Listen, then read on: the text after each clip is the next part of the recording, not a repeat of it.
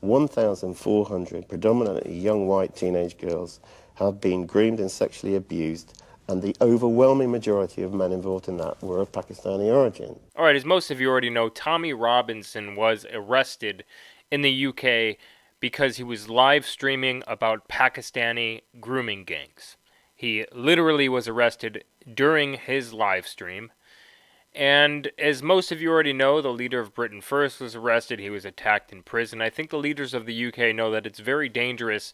It's a very dangerous situation, Tommy Robinson going to prison, seeing as that most of the criminals and perpetrators of crimes who are within prisons within the UK are Muslims or black or people who are vehemently against the rhetoric of Tommy Robinson.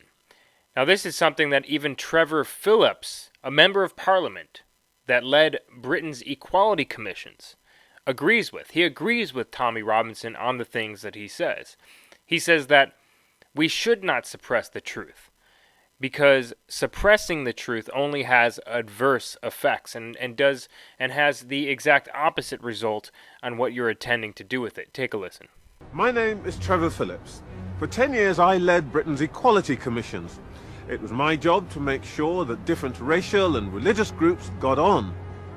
Campaigners like me sincerely believed that if we could prevent people expressing prejudiced ideas, then eventually they'd stop thinking them. But now I'm convinced that we were utterly wrong.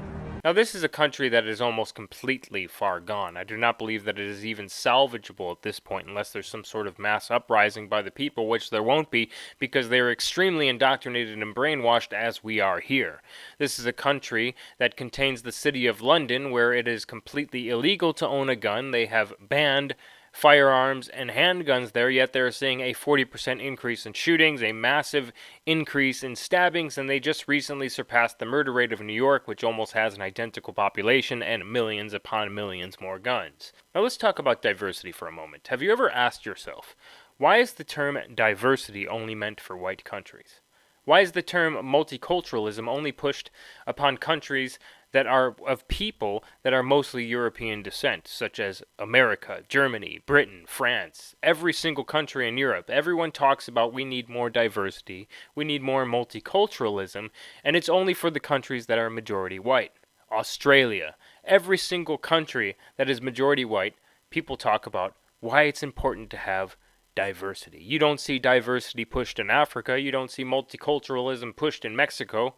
You don't see diversity demanded in China or Japan or any other country except for majority white countries. Now, this is a country, the UK, which also, like I said, contains London, that was so successful at imposing diversity, which means getting rid of whites, that they were awarded the 2012 Olympics basically solely upon their success on imposing and pushing and driving diversity.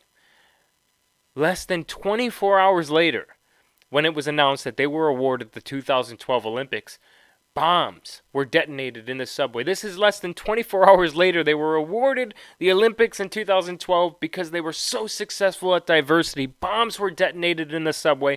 52 people were killed. Hundreds were injured.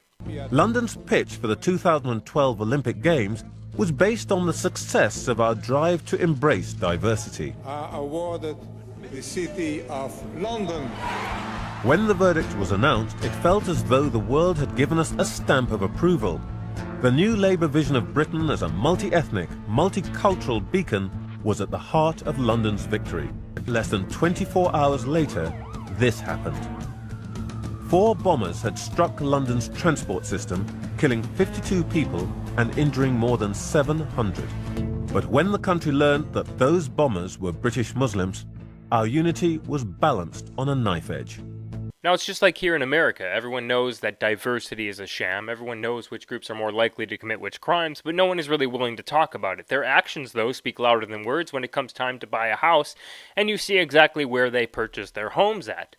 But In the UK, they can't talk about these things. They will be thrown in prison for what they say on social media websites and even in the public square, as what we saw with Tommy Robinson. Even a joke will get you thrown in prison, just like we saw with Count Dankula. They are walking on a proverbial verbal patch of eggshells on what they can and can't say there.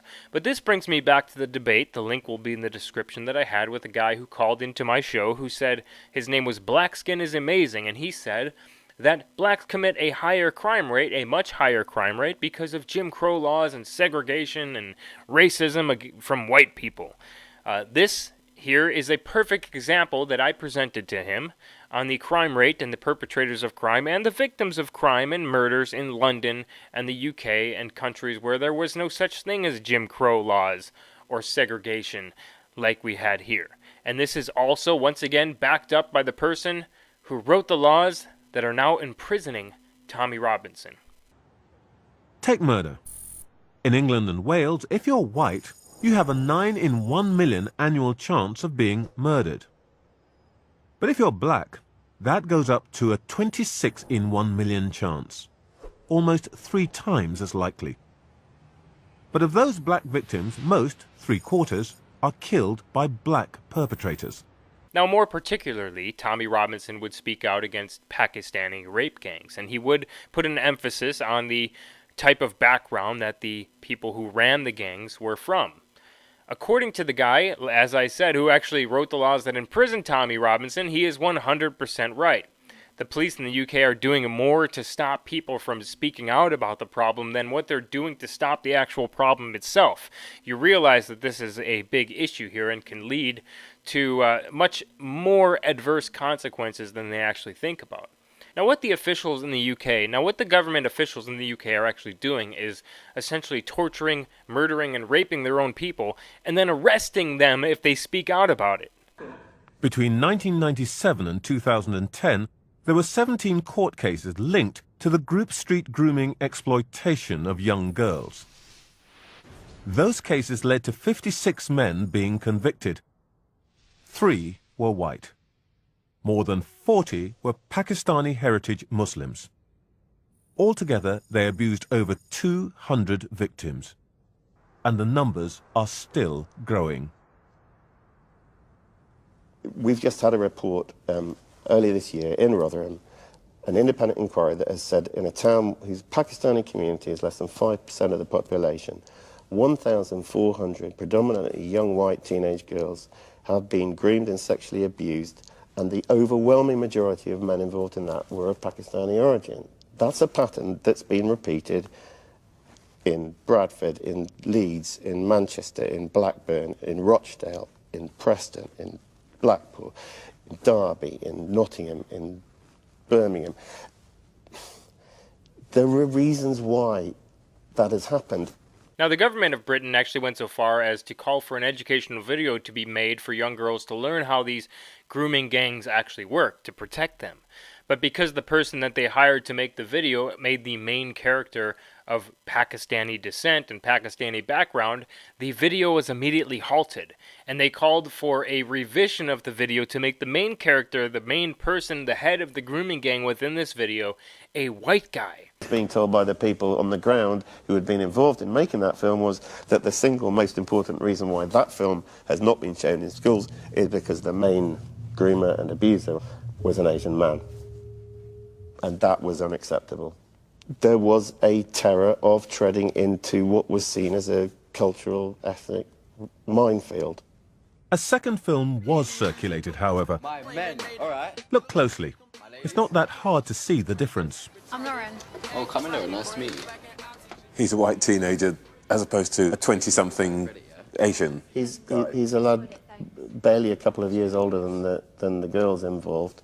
You have a cast that is all white or African Caribbean, and no Asian men to be seen, as far as I can remember, in the entire film. All in all, this is what we are looking forward to here in America, and frankly, the entire world. As long as we let the international elites control our media, as long as we let the international elites control our banking and our finance and our school systems and everything else, this is what we are looking forward to, a global, diverse, multicultural utopia where 50 of the 50 states instead of 40 of the 50 states, the source of immigration is coming from Mexico.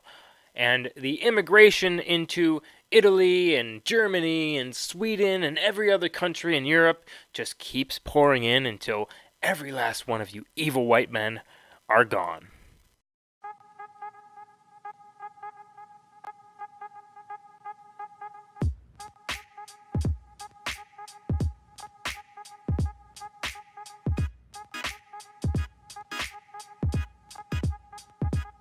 Please go ahead and hit the like button on this video. It boosts the algorithm so that more people can actually see this video. Also subscribe and hit the bell button and visit us on Patreon. Everything helps, even if it's just $1 a month. And once again, subscribe to our backup channel. The link is in the description.